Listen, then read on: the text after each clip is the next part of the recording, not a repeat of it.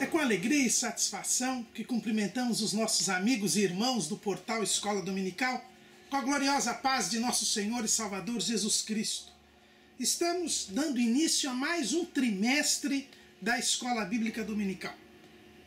Parece mentira, mas metade do ano já passou.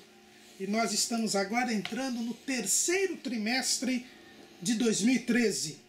E como sempre costumamos fazer, vamos fazer uma introdução do trimestre para que nós tenhamos uma ideia geral do trimestre. Os irmãos já viram a abordagem do trimestre, onde nós discutimos algumas questões juntamente com os demais professores do portal Escola Dominical, mas hoje agora nós iremos dar a introdução ao trimestre, uma visão geral deste trimestre.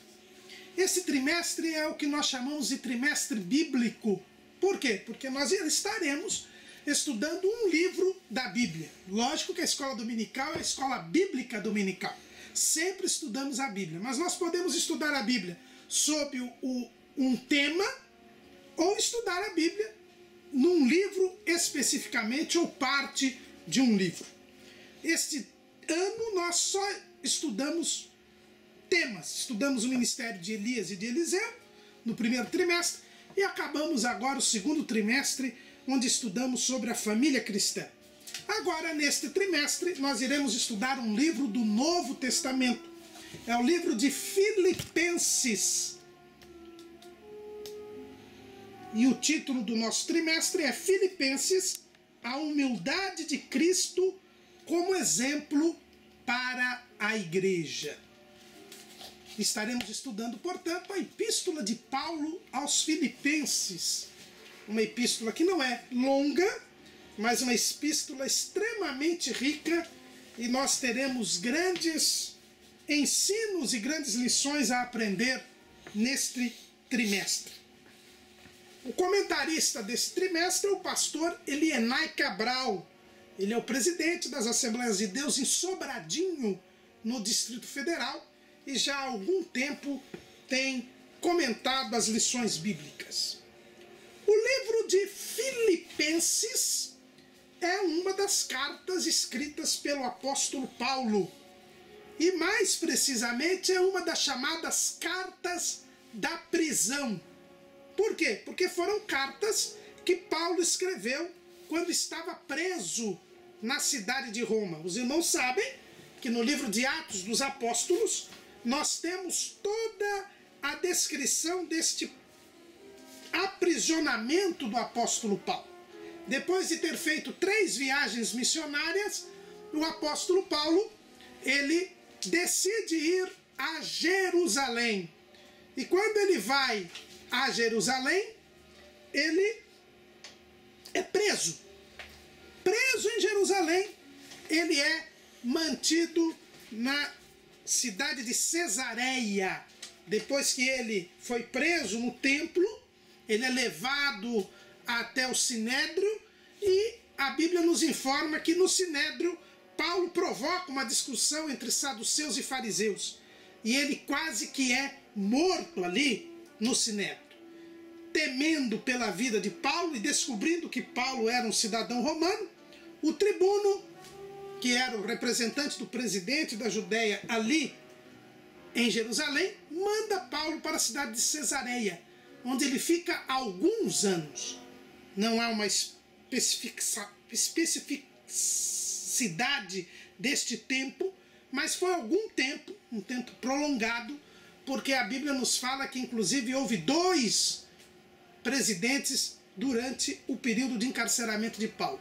E depois Paulo é mandado então pelo presidente Festo para Roma, onde ele ficou pelo menos 2 anos, porque é o que diz Lucas lá em Atos capítulo 28, versículo 30.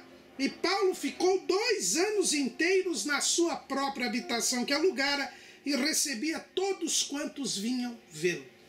Então, durante este período longo de prisão, que se inicia em Jerusalém, passa por Cesareia e vai até Roma, o apóstolo Paulo ficou aprisionado. E em Roma, ele escreve 4 cartas quando estava preso. As cartas que são chamadas cartas da prisão.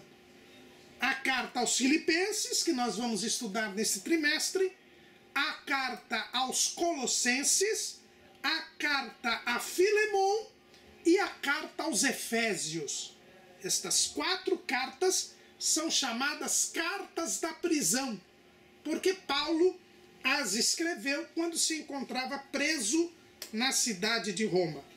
Como nós sabemos que a carta aos Filipenses foi escrita da prisão? Por pelo menos 3 versículos desta mesma carta. Lá em Filipenses capítulo 1, versículo 7, Paulo diz assim: como tenho por justo sentir isto de vós todos, porque vos retenho em meu coração, pois todos vós fostes participantes da minha graça, tanto nas minhas prisões, como na minha defesa e confirmação do Evangelho. No versículo 13, nós temos a seguinte expressão de Paulo, ainda no capítulo 1, de maneira que as minhas prisões em Cristo foram manifestas por toda a guarda pretoriana e por todos os demais lugares. No versículo 17, Paulo diz assim: mas outros, na verdade, anunciam a Cristo por contenção, não puramente, julgando acrescentar aflição às minhas prisões. E por fim, no final, aqui ainda, Paulo diz que esperava, no final da carta, lá em Filipenses, ele diz assim, que todavia, capítulo 4, versículo 14, fizestes bem em tomar parte na minha aflição. Então, Paulo se encontrava preso. E no versículo 22 desse mesmo capítulo 4, nós vemos ainda: todos os santos os saúdam, mas principalmente os que são da casa de César. Então Paulo estava em contato com a casa de César, estava em contato com a guarda pretoriana, que era a guarda pessoal do imperador, prova de que se encontrava preso. Então, a carta aos Filipenses é uma dessas cartas chamadas cartas da prisão. Mas é aqui que se encontra o grande paradoxo desta carta aos Filipenses. Embora Paulo estivesse preso, embora Paulo estivesse numa situação angustiante, esta carta é conhecida pelos estudiosos da Bíblia como sendo a carta da alegria. Por quê? Porque por 10 vezes Paulo fala de alegria nesta carta. Uma carta que tem apenas 4 capítulos, uma carta que é curta, portanto, tem 104 versículos, ele fala 10 vezes em alegria. Como alguém que está preso, e as condições de prisão, se hoje são ruins, naquele tempo eram piores. Se ele se encontrava preso e para ser julgado pelo próprio imperador, e quem era o imperador de Roma naquele tempo? Era nada mais, nada menos do que Nero, um dos mais cruéis imperadores que Roma teve. Nero, que chegou a matar a sua própria mãe, estar dependendo deste homem para que se tivesse justiça, era, sem dúvida alguma, praticamente estar no corredor da morte. E Paulo tinha este sentimento. Nesta mesma carta aos Filipenses, Paulo diz: porque para mim o viver é Cristo e o morrer é ganho. Filipenses 1 e 21. Paulo sabia dos riscos que tinha de ser condenado à morte.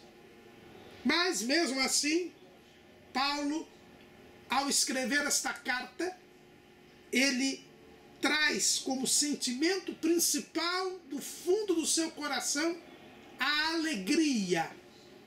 E é por isso que a carta aos Filipenses contém 10 alegrias. E nós vamos vê-las lição a lição conforme elas forem aparecendo.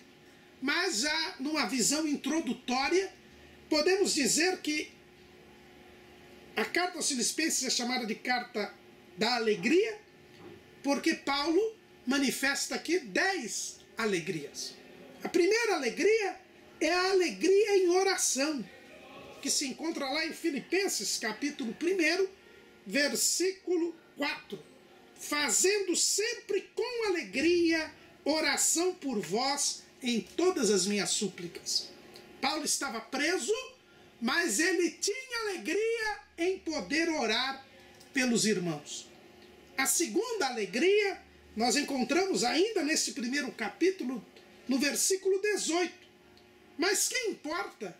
Contanto que Cristo seja anunciado de toda maneira, ou com fingimento ou em verdade, nisto me regozijo e me regozijarei ainda.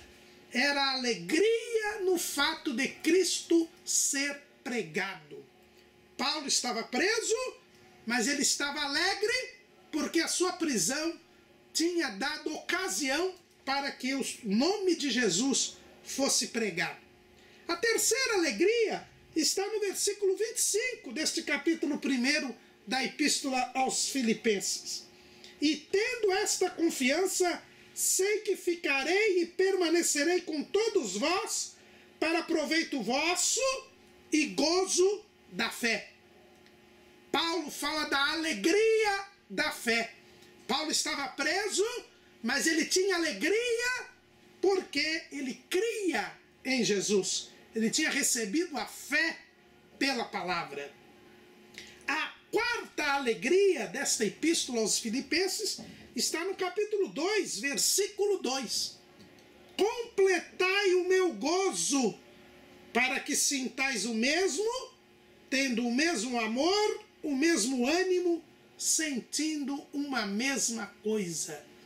Paulo tinha alegria e dizia que a sua alegria seria completa, aperfeiçoada, complementada, se os irmãos de Filipos sentissem a mesma coisa que ele sentia. Ele tinha alegria na comunhão, na fraternidade cristã. A quinta alegria desta carta aos Efésios está em Filipenses, capítulo 2, versículo 17. E ainda que seja oferecido por libação sobre o sacrifício e serviço da vossa fé, folgo e me regozijo com todos vós. É a alegria de sofrer por Cristo. Paulo estava correndo risco de vida.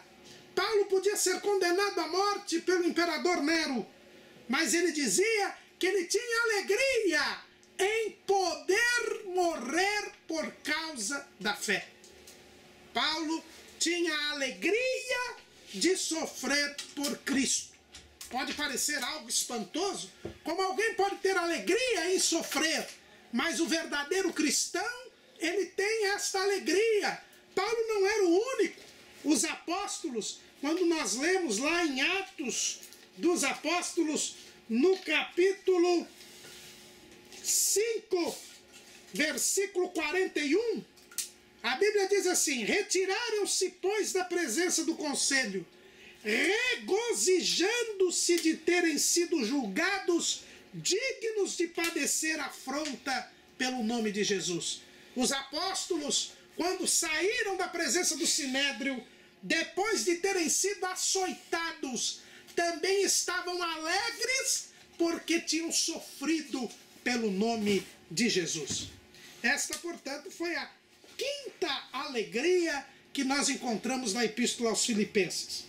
Mas a sexta alegria nós encontramos lá no capítulo 2, versículo 28 e 29.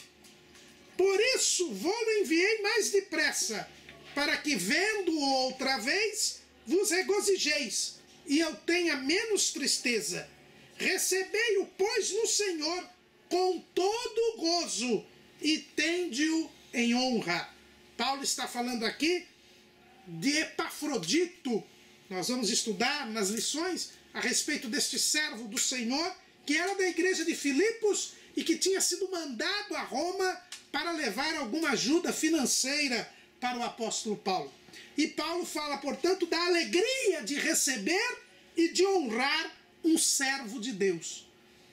Paulo dizia, olha, eu estou preso, mas eu vou ficar alegre, porque vocês vão receber Epafrodito quando ele voltar. A sexta alegria nós encontramos no capítulo 3, versículo 1 e também no capítulo 4, versículo 4. Diz assim, 3:1, resta, irmão meus, que vos regozijeis no Senhor. Não me aborreço de escrever-vos as mesmas coisas, e é segurança para vós. E no capítulo 4, versículo 4, regozijai-vos sempre no Senhor. Outra vez digo, regozijai-vos. Paulo estava preso, correndo risco de morrer, mas ele estava alegre em Jesus. Ele tinha alegria no Senhor e dizia para os crentes de Filipos que eles também se alegrassem no Senhor. A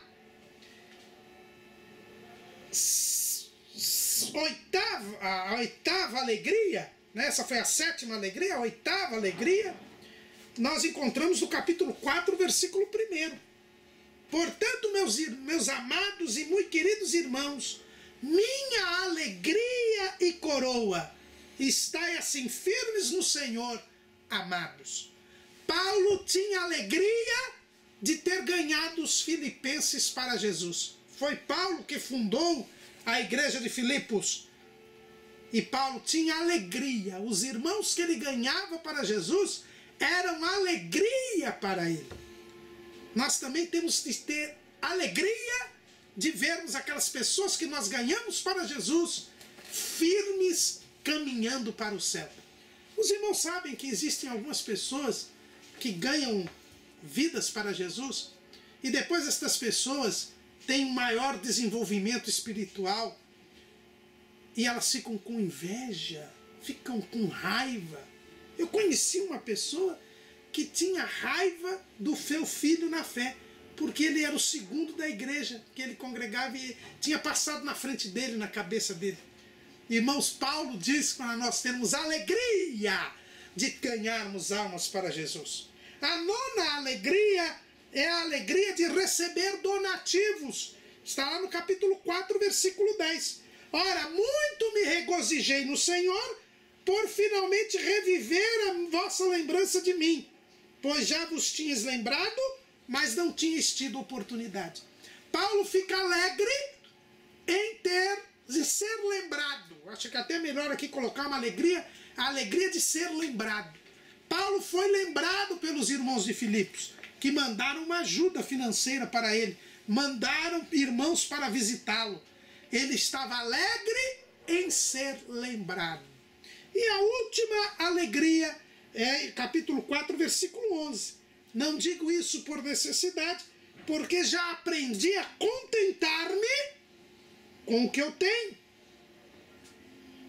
Paulo tinha a alegria daquilo que ele tinha. Ele estava preso, podia morrer, mas ele estava passando necessidades, tanto que a igreja de Filipos mandou ajuda para ele. Mas ele já tinha aprendido a ser alegre com aquilo que Deus lhe dava. Ah, irmãos, como seria bom que todos nós tivéssemos esta alegria, porque muita gente hoje tem tanta coisa, mas é ganancioso e sempre é infeliz porque não tem uma coisa, embora tenha um monte de outras. Então, a carta aos Filipenses ela é chamada de carta da alegria, porque Paulo, mesmo podendo ser condenado à morte, mesmo estando preso há tantos anos, ele era alegre e queria que os crentes de Filipos fossem alegres. Esta é uma das lições que nós vamos ter durante este trimestre. Como uma pessoa presa, em situação angustiante, pode ser alegre. É porque a carta aos Filipenses, ela nos ensina o verdadeiro sentido da vida cristã. A vida cristã não é esta vida de aparência. A vida cristã, ela não depende das circunstâncias. A vida cristã, e nós vamos ver bem isto na carta aos Filipenses, ela é uma vida paradoxal. Embora tudo pareça estar errado, embora tudo pareça estar perdido, nada está perdido. Tudo está certo.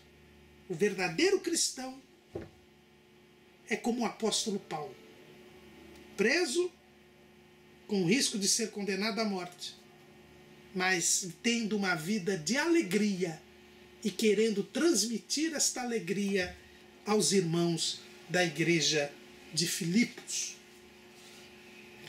É por causa deste paradoxo que a Epístola aos Filipenses vale a pena de ser estudada. É justamente por causa desta aparente contradição que nós devemos estudar a carta aos Filipenses, para que nós nos firmemos na fé e não vivemos segundo a aparência, mas vivamos segundo a reta justiça. Nós não devemos ver o mundo pela aparência. E hoje muitos crentes estão vendo o mundo pela aparência, estão se deixando levar pela aparência. E é estudando a Epístola aos Filipenses que nós vamos ver a verdadeira vida cristã e o que é viver em Cristo. O que é dizer que o seu viver é Cristo. Foi o que Paulo disse nesta carta. Porque o viver para mim é Cristo e o morrer é ganho. Será que nós temos esta concepção de vida cristã? É para isso que nós vamos estudar esse trimestre. Para nós mudarmos a nossa mentalidade. Para nós termos a mente de Cristo. E saibamos o que é a vida cristã.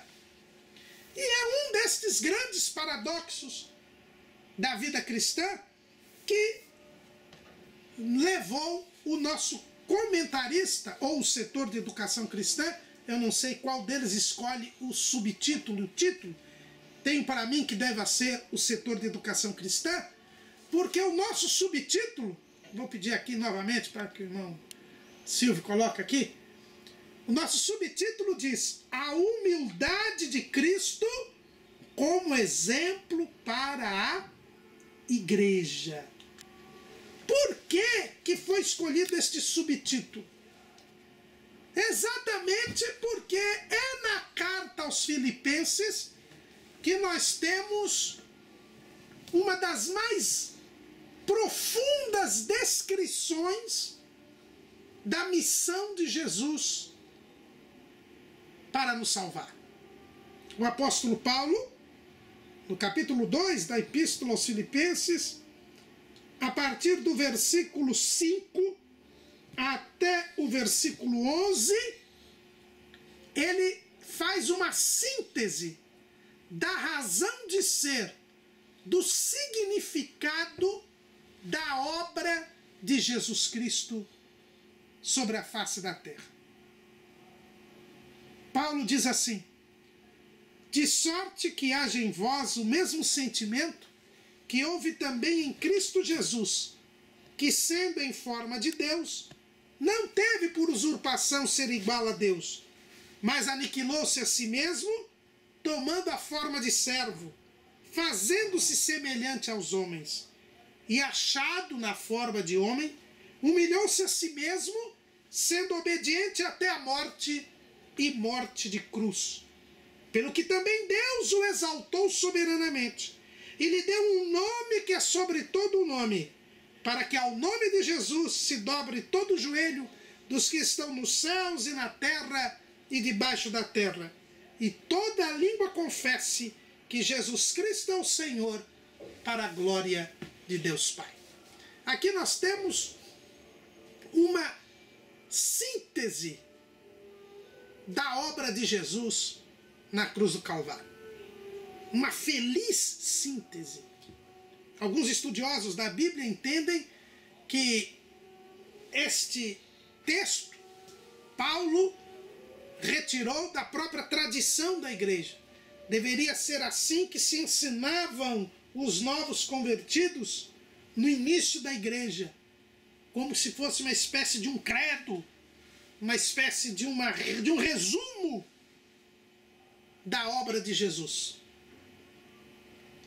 E aqui nós vemos que para que houvesse a vitória, para que Jesus fosse colocado acima de todo nome, foi preciso que ele descesse ao mais inferior lugar que um ser humano pudesse descer.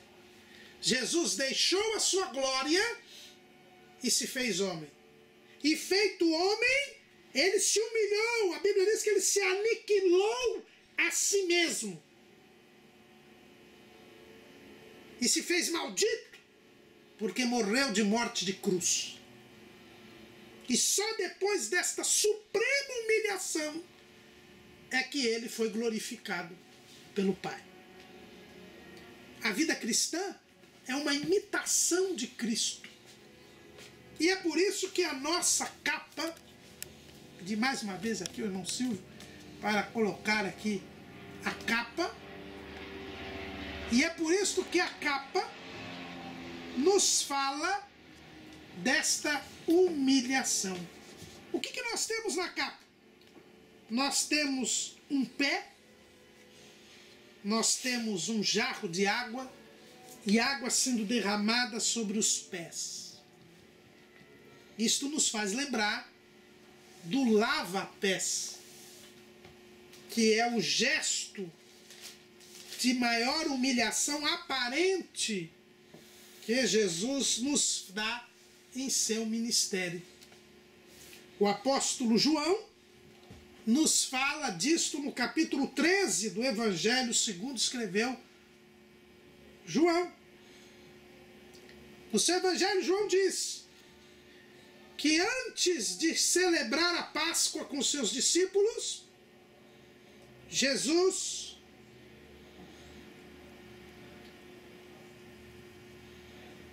pegou, tirou os seus vestidos, tomou uma toalha, se cingiu, deitou água numa bacia e começou a lavar os pés dos discípulos. Só lavava os pés o escravo mais inferior. Isso era uma atitude, não é? Era comum, era um gesto de hospitalidade quando alguém chegava. Os irmãos sabem, naquele tempo não tinha carro, né? Ou o pessoal andava de camelo, ou mesmo que andasse de carruagem, tinha muito empoeirado, não tinha asfalto. Então, ainda mais naquela região desértica que é Israel, o pessoal chegava com os pés totalmente sujos. Até porque os sapatos eram mais sandálias, né? E então a pessoa, quando chegava, era comum que o dono da casa que a pessoa estava visitando, o anfitrião, mandasse o escravo mais inferior lavar os pés do visitante, do hóspede. E Jesus, sendo o mestre, sendo o Senhor, depois que acabou a ceia, ele tinha celebrado a Páscoa, mas ainda não tinha instituído a Santa Ceia. Ele então pega esta toalha, põe água numa bacia e, como se fosse o mais vil dos escravos, o mais inferior dos escravos, ele vai lavar os pés dos discípulos. Aquela cena chocou os discípulos. Pedro não quis que Jesus lavasse os seus pés. Mas Jesus disse: se você não deixar que eu lave os seus pés, você não tem parte comigo. Aí então Pedro diz: então me dá um banho. Pedro era sempre assim, né, irmãos? Ou nada ou demais. Tá? Então eu quero... Aí Jesus disse: não precisa te dar um banho, não. Só precisa lavar os pés, porque o resto está limpo. E Jesus, depois que fez este gesto, ele se dirige aos discípulos e disse: vocês entenderam o que eu fiz?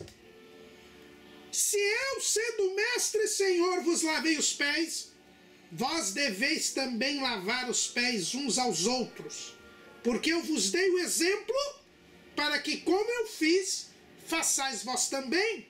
Está lá em João, capítulo 13, versículos 14 e 15. Então é verdade o que os adventistas dizem, que tem que sempre ter lava-pés na hora da ceia? Então a igreja romana tem razão, quando na quinta-feira dita santa, o sacerdote lava os pés na missa da ceia do Senhor? Não, irmãos.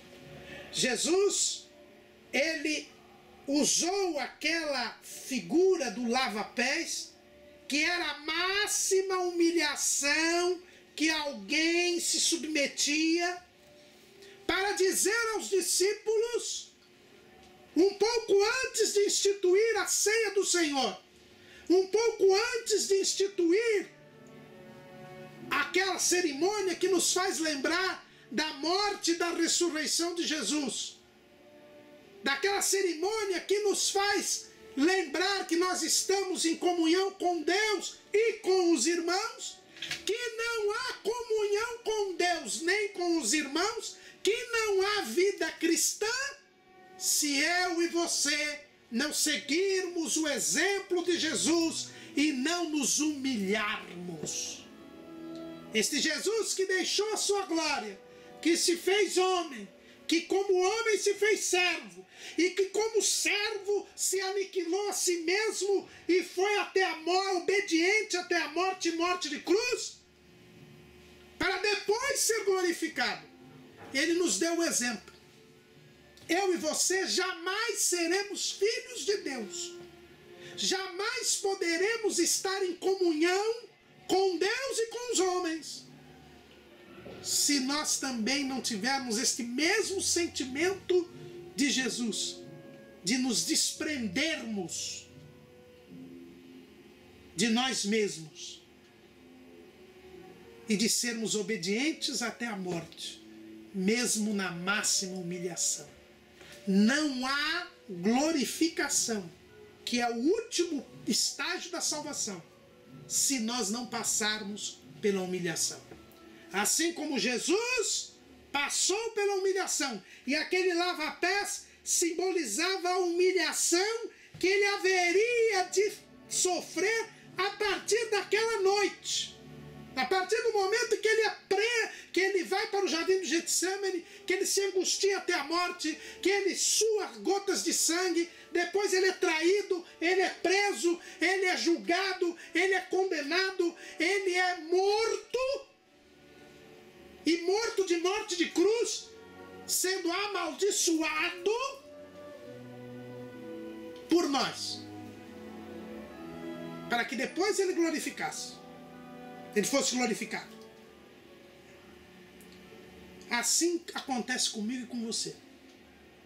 Se nós não seguirmos o exemplo, de maneira nenhuma seremos discípulos de Jesus. A carta aos Filipenses, ela nos fala do que é a vida cristã. E a vida cristã é esta vida de humilhação, é esta vida de desprendimento, é esta vida de despojamento, é esta vida de renúncia. Se o viver é Cristo e o morrer é ganho,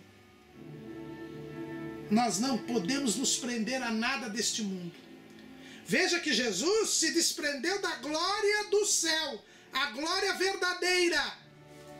E eu e você muitas vezes não queremos nos desprender da glória humana, do orgulho humano, da vaidade deste mundo, que não vale nada, que é algo passageiro, que é algo ilusório. Jesus deixou a verdadeira glória e se humilhou por nós. E nós devemos também nos humilhar para sermos glorificados com Ele. Se com Ele padecermos, diz Paulo, com Ele também seremos glorificados. É isto que a carta aos Filipenses vai nos ensinar nesse trimestre.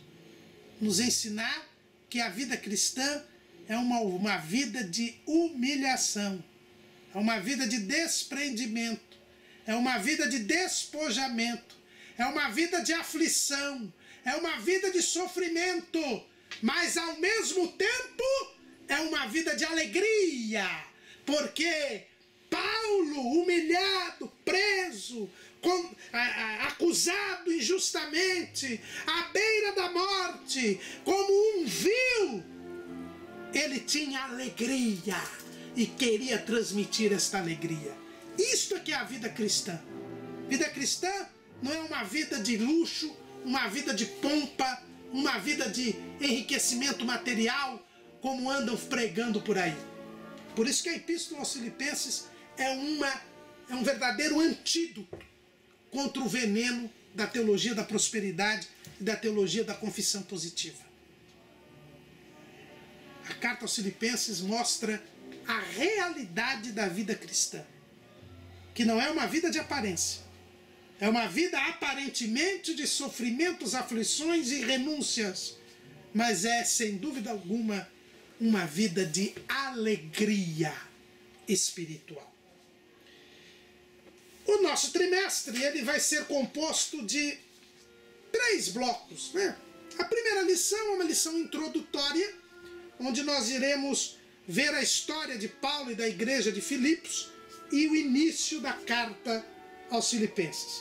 Depois nós temos a parte doutrinária, isso porque os irmãos sabem que normalmente as epístolas de Paulo, elas têm uma primeira parte em que ele fala da doutrina, em que ele ensina a palavra, podemos dizer assim, uma parte teórica, e uma segunda parte que é uma parte prática, onde ele fala a respeito do comportamento, da conduta que os irmãos devem ter diante da teoria que ele falou. A parte doutrinária da epístola vai nos tomar das lições 2 até a lição 6. E a parte prática da epístola vai nos tomar das lições 7 até a lição 13. Então nós temos uma primeira lição introdutória, nós temos uma segunda parte, o segundo bloco, das lições 2 a 6, onde estaremos vendo a parte doutrinária da epístola, que ocupa os 2 primeiros capítulos, e depois nós teremos o terceiro e o último bloco, onde nós teremos as lições 7 a 13, com a chamada parte prática da Epístola aos Filipenses, que é dos capítulos 3 e 4. A carta aos Filipenses, para nós terminarmos esta introdução, ela foi escrita por volta do ano 60. Nós iremos minuciar essa questão da autoria, tudo na primeira lição do trimestre, quando Paulo foi preso pela primeira vez. A maior parte dos estudiosos das Escrituras entendem que Paulo foi preso 2 vezes. Na primeira vez ele foi absolvido e na segunda vez ele foi condenado à morte. Tudo isso durante o governo de Nero. Filipenses, a humildade de Cristo como exemplo para a igreja. Que ao término desse trimestre, todos nós saibamos verdadeiramente o que é a vida cristã. Amém.